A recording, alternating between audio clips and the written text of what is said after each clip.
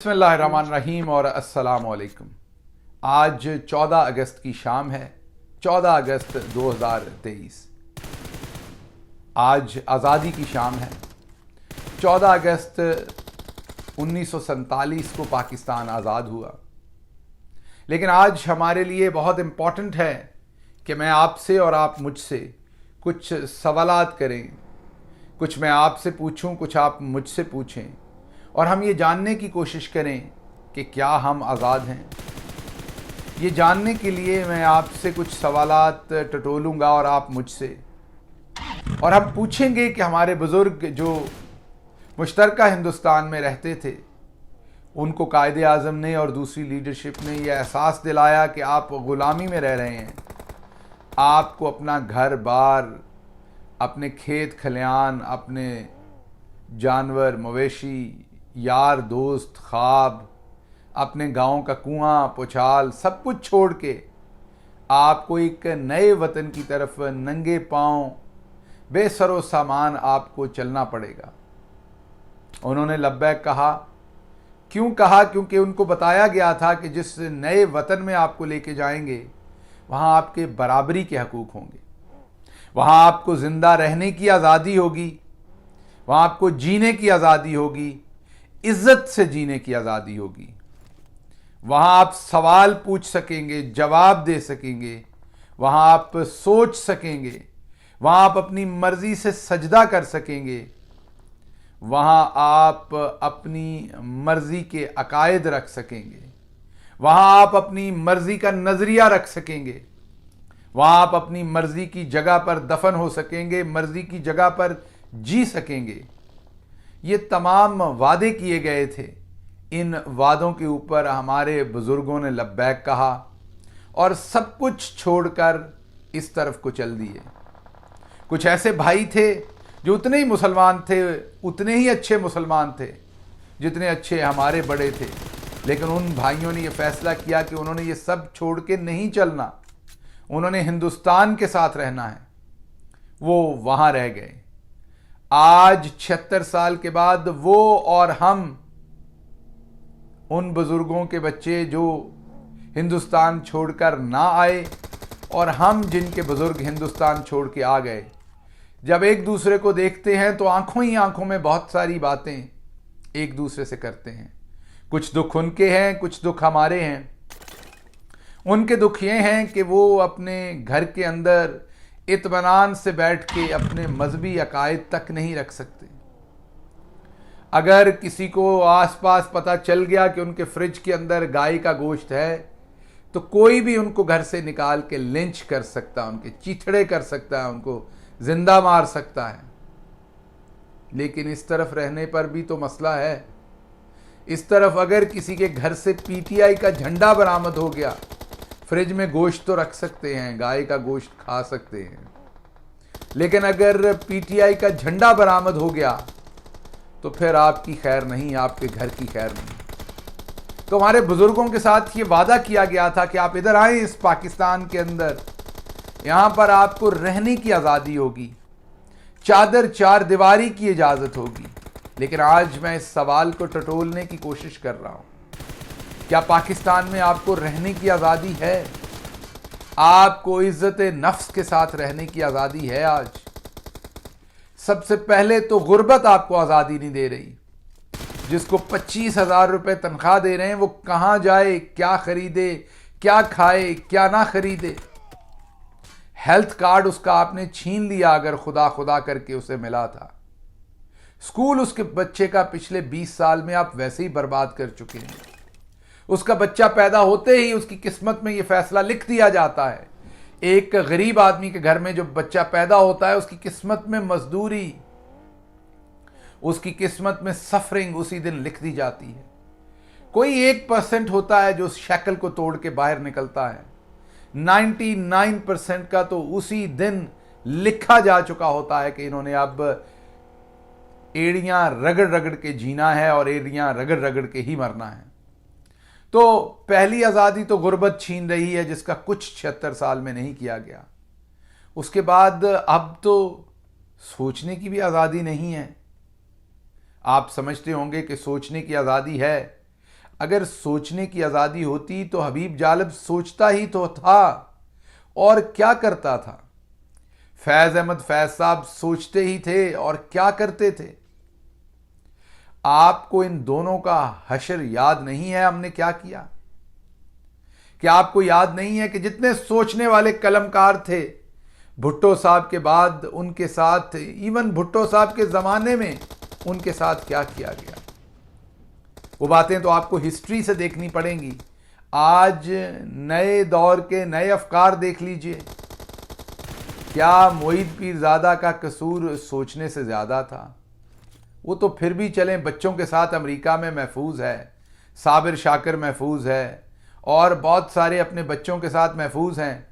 एक लम्हे के लिए अरशद शरीफ को सोच लीजिए,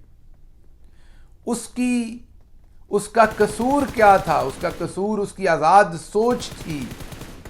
अरशद शरीफ के बड़े शायद जलंधर हिंदुस्तान से पाकिस्तान की तरफ आए थे, ये सोचकर आए थे कि वहां पर हमारी औलाद को सोचने का इख्तियार होगा। ये सोचकर आए थे कि वहां पर हमारा कोई बेटा कोई बेटी खुलेआम सोच सकेगा, बोल सकेगा। लेकिन क्या अरशद शरीफ को सोचने की आज़ादी थी, बोलने की आज़ादी थी? अरशद शरीफ के आबाओ अजदाद जब आए तो क्या उनको पता था कि उनके पोते को पाकिस्तान के अंदर गद्दार और बागी कहा जाएगा? वो तो इसलिए वहां से निकले थे कि हिंदुस्तान की सरकार, जो ब्रिटिश सरकार थी, उन्होंने बनाए हुए थे कवानीन 124A 131, उन कवानीन के तहत आपको गद्दार और बागी कहा जाता था। वो तो सबसे जान छुड़ा के निकले थे। क्या भाई, एक आजाद मुल्क में जा रहे हैं, वहां पर आजादी से सोचा जा सकता है।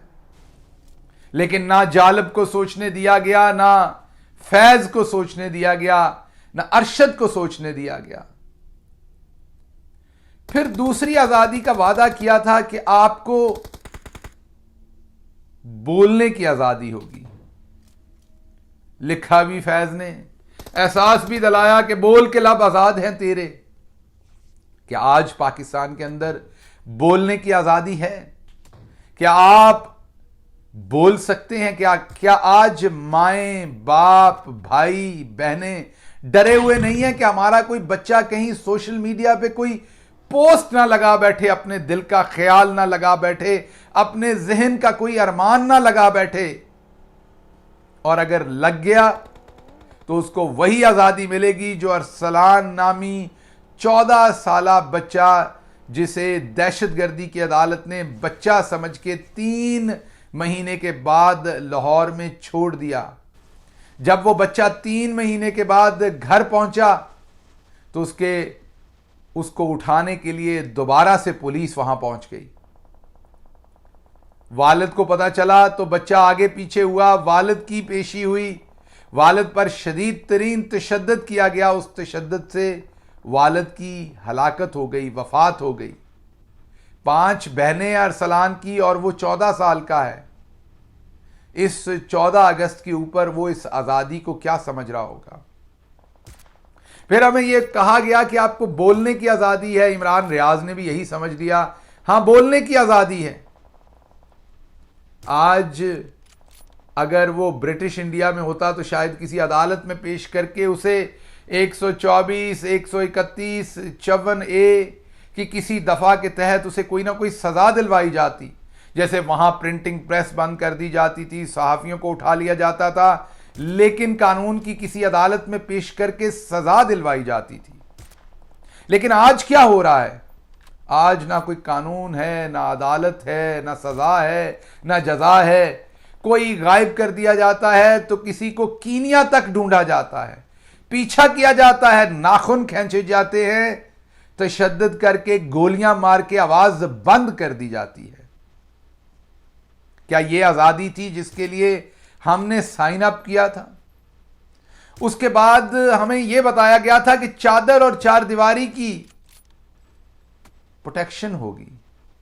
शंदाना गुलजार शायद यही सोच के अपने घर में बैठी हुई थी।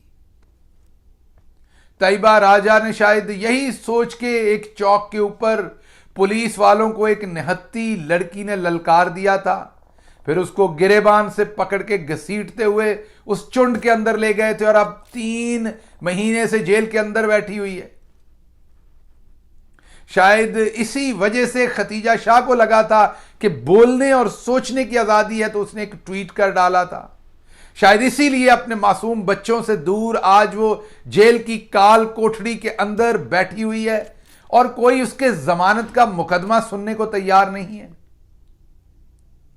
शायद पाकिस्तानियों ने आजादी इसलिए ली थी कि उन्हें पता था कि मकबूजा कश्मीर के अंदर डिप्टी कमिश्नर श्रीनगर का जो है वो दफा 144 लगाएगा ताकि 14 अगस्त को कश्मीरी वहां पर आजादी ना मना सकें। ये तो होता आया है, लेकिन उन्हें क्या पता था कि रावलपिंडी का डिप्टी कमिश्नर भी 14 अगस्त 2023 को वही दफा 144 अंग्रेज की बनाई हुई जो श्रीनगर में लग रही है पाकिस्तान के जज्बात के खिलाफ, वही रावलपिंडी में लगेगी ताकि जश्न आजादी ना मनाया जा सके। वहां पर अगर कोई गाय का गोश्त रख लेता है तो उसे लिंच कर दिया जाता है, यहां पर पीटीआई का झंडा रखता है तो उसे लिंच कर दिया जाता है। इमरान खान के अबाओ अजदाद भी जलंधर के पास उनके गांव थे, वहां से उठकर पाकिस्तान आए इसी वादे के साथ कि यहां आपको सोचने की, बात करने की, क्रिकेट खेलने की, हस्पताल बनाने की, यूनिवर्सिटी बनाने की आज़ादी होगी। जब तक तो इमरान खान ने क्रिकेट खेली, हस्पताल बनाए, यूनिवर्सिटी बनाई, तो हर चीज़ की आज़ादी थी। जब इमरान खान ने कहा कि पाकिस्तान ऐसे नहीं ऐसे चलाना है, तो आज़ादी ख़त्म कर दी गई। 27 साल उसको सफ़र करवाया गया। उसके बाद वो एक ऐसी पोजीशन पे आया जहां कुछ कर सकता था। इससे पहले कि कुछ करता, उसके बाजुओं और टांगों को पहले ही रस्से डाल दिए गए, और जब फिर भी वो उन रस्सों को तड़ा के आगे जाने की कोशिश कर रहा था तो उसकी हुकूमत को गिरा दिया गया, टांगों में गोलियां मार दी गईं, घर को गिरा दिया गया। और जब इससे भी कुछ हासिल नहीं हुआ तो 200 के करीब जाली मुकदमा डाल के एक शख्स जिसको अरबों रुपए में सादिक और अमीन कहा, उसे एक घड़ी बेचकर रियासत को ना बताने जो कि झूठ है, बताया, टैक्स दिया, सब कुछ किया, उस झूठे मुकदमे में एक आज़ाद जज दिलावर ने एक गुलाम इमरान खान को सजा दे दी झूठे मुकदमे के अंदर। और आज अटक जेल की एक काल कोठड़ी में जहां सजाए मौत के कैदियों को रखा जाता है, वहां इमरान खान 70 साल की उम्र में बैठा सोच रहा होगा, क्या हम आज़ाद हैं? इमरान खान ने तो यह सवाल किया था कि क्या हम गुलाम हैं?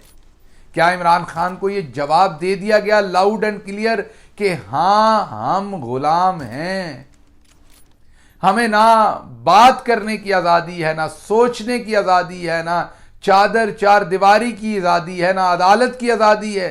आज जब चौधरी परवेज इलाही को इस ज़ईफ उम्र में बीमारी के बावजूद महीनों अंदर रहने के बाद जेल से अदालत ने छोड़ा, तो अदालत के बाहर ही गिरफ्तार कर लिया, तो चौधरी साहब अंदर तो सोच रहे होंगे कि क्या हम आज़ाद हैं? आज तैयबा राजा हो, सनम जावेद हो, आलिया हमजा हो, यास्मीन राशिद हो और बहुत सारी खवातीन जो इस वक्त जेलों में पड़ी हैं, पूछती तो होंगी, सोचती तो होंगी कि क्या हम आज़ाद हैं? तो सवाल आपको पूछने पड़ने हैं कि गोरा साहब चला गया था,